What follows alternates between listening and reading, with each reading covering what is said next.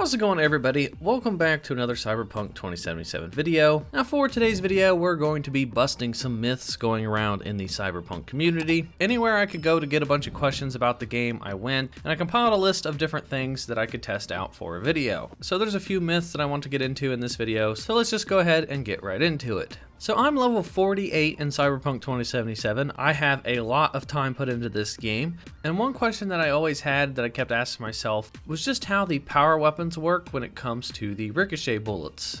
So if you look at any power weapon, it says in the description, bullets can ricochet off surfaces. And out of my entire time of playing Cyberpunk 2077, I don't think I've ever noticed any of the bullets ever ricocheting off of any of the surfaces. Now when I read that bullets can ricochet off surfaces, based off of that, I would imagine that if I'm shooting into a crowded room, some of my bullets are probably going to ricochet off of different surfaces, and they're probably randomly going to hit some of the enemies that I'm shooting at by bouncing off of walls or hitting different objects. If I'm just blind firing into a room, odds are some of those bullets are probably going to hit somebody. So I went and tested it, and I found that that's not really the case. I noticed in my hours and hours of gameplay that none of my bullets seemed like they ever ricocheted. So I tested it out with a number of different power weapons. I found these enemies just chilling in the street. I tried shooting off of the ground to try to get bullets to ricochet off the ground. I tried shooting off of walls.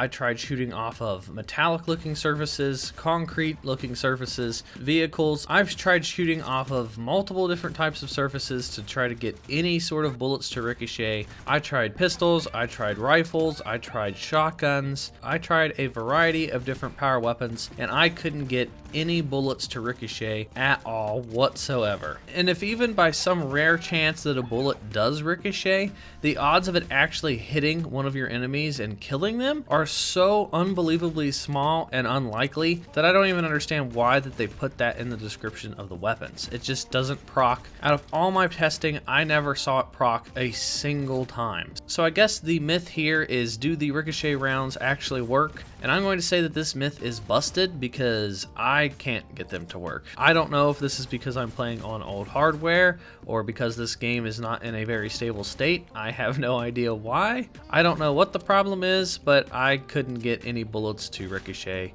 So based off of my findings, I wouldn't put much trust into the ricochet bullets. So the next myth I have has to do with the police force. A lot of people in this game have been complaining about the way that the police work. I think a lot of people expected something along the lines of Grand Theft Auto, where if you get a wanted level, the police will come after you with their police vehicles, there will be chases around the city, the police will investigate whatever crime you're committing, that kind of deal.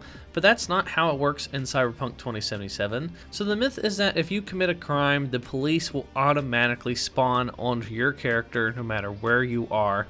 They will spawn behind you. So to test this myth, I parkoured my way on top of one of these skyscrapers, and I decided to take my sniper rifle out and kill some of the pedestrians. And sure enough, when I killed a pedestrian, instantly a police officer spawned directly behind me. So this is pretty immersion breaking, because as soon as you kill the first police officer, another police officer will spawn, and if you shoot that police officer, your wanted level goes up, and 2 or 3 more police officers will spawn.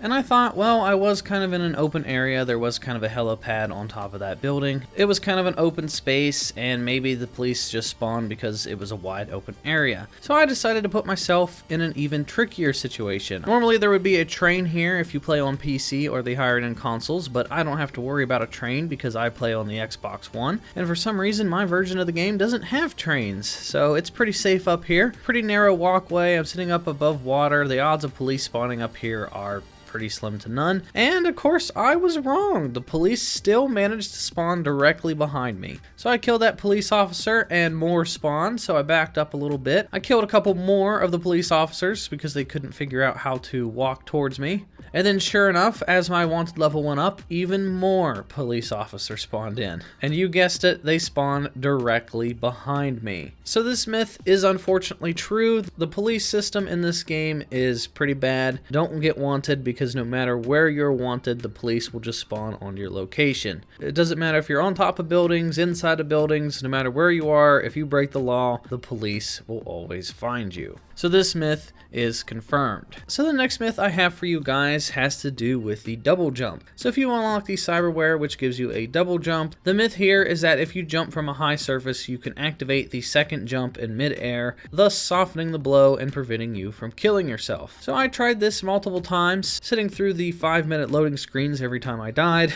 So that was a bit tedious, but I tried, and I tried, and I tried. So from what I've discovered, you have a couple seconds while you're in the air to activate that second jump. And then once you're falling for more than probably 2 seconds, that second jump just doesn't activate any longer. So this myth is actually busted. You cannot activate the double jump in midair to save your life. So don't go counting on double jump to soften your blows. And then since I tested the ricochet rounds, I figured I would test the smart bullet rounds as well. I wanted to see just how well these smart bullets actually track onto your opponents. So the myth here is that I've seen a lot of people say that you can hide completely behind cover and just blind fire and the bullets will find your opponents. So I tested it out here. I hid behind some containers. I tried all different angles. I tried shooting bullets from around the corners. I tried shooting bullets over top of the containers to see if they would track. And for the most part, they pretty much do. You can hide behind cover. The smart bullets do a really great job of tracking. As you can see, I'm basically just shooting in their general direction, especially if you have them highlighted through walls. Especially if you have that cyberware attachment that gives you better targeting with the smart bullets. These things are actually really good. It basically just puts the game on easy mode, but you can in fact hide behind cover. As long as the enemies are highlighted and your bullets get uninterrupted and they're fired in their general area, they will lock on to the enemies. So the myth of being able to completely hide behind cover is confirmed. So next up, as you guys probably know, that tech rifles can shoot through walls. So I've seen a lot of questions based around these weapons of just how good they are. Just how many layers can these weapons penetrate through? So I decided to test all this out with a precision tech rifle. And from my testing, you can shoot through one wall with ease. There's almost no damage drop off if you shoot through one wall. You can also shoot through 2 objects with some ease as well, but I think there's a pretty big drop off when it comes to 3 or more objects. Now you can hit your enemies through 3 walls, but I highly doubt you're going to do enough damage with just a regular rifle or a tech pistol. I think your best bet is to probably have a tech sniper rifle. And as you can see here, I'm shooting these enemies through multiple layers of different targets. I think as long as the enemy is highlighted, your tech rifle will penetrate through any barriers that's between you and that target. So I guess this isn't really a myth, this is more of just me testing just how many layers you can shoot through, and the most amount of layers I was able to shoot through was 3. And then the last myth that I have for this video has to do with the space station. Now out of all my hours playing Cyberpunk, when I was looking at the map, I realized that I never went over to the large island out to the left. When I first started to play the game, I figured that you would eventually go here at some point during the story, and then as I just kept playing and playing and playing, I realized that at no point do you ever go over here.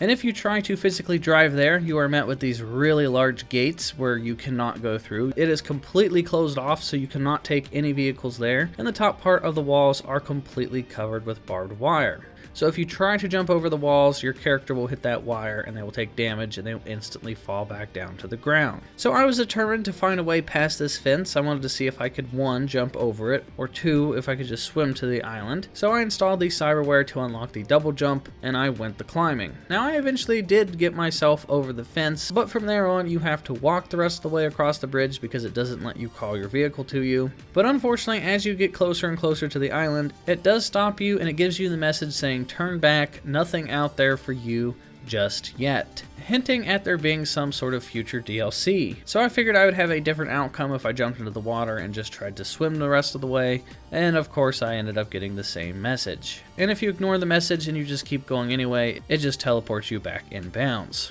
So unfortunately there's nothing that we can do in this area just yet, but if you were curious, the game does prevent you from going out here. So a bit of a double-edged sword, you can't go out this far, but it is hinting at there being something that we can do out there in the future. So when it comes to the myth of can you go out to the island, I'm going to say that it's half busted, because technically you can get over the fence, you can walk across the bridge, and you can get close to the island, but you just can't fully go to the island. So that is going to do it for this video, guys. Let me know what you guys think down in the comment section down below. If there's any myths that you guys have, let me know down in the comment sections down below. I'll use your guys' suggestions for another video. If you guys enjoyed it, please give it a thumbs up and hit that subscribe button. It's greatly appreciated and really helps out the channel. And that is going to do it for me, guys, and I will talk to you all in the next video.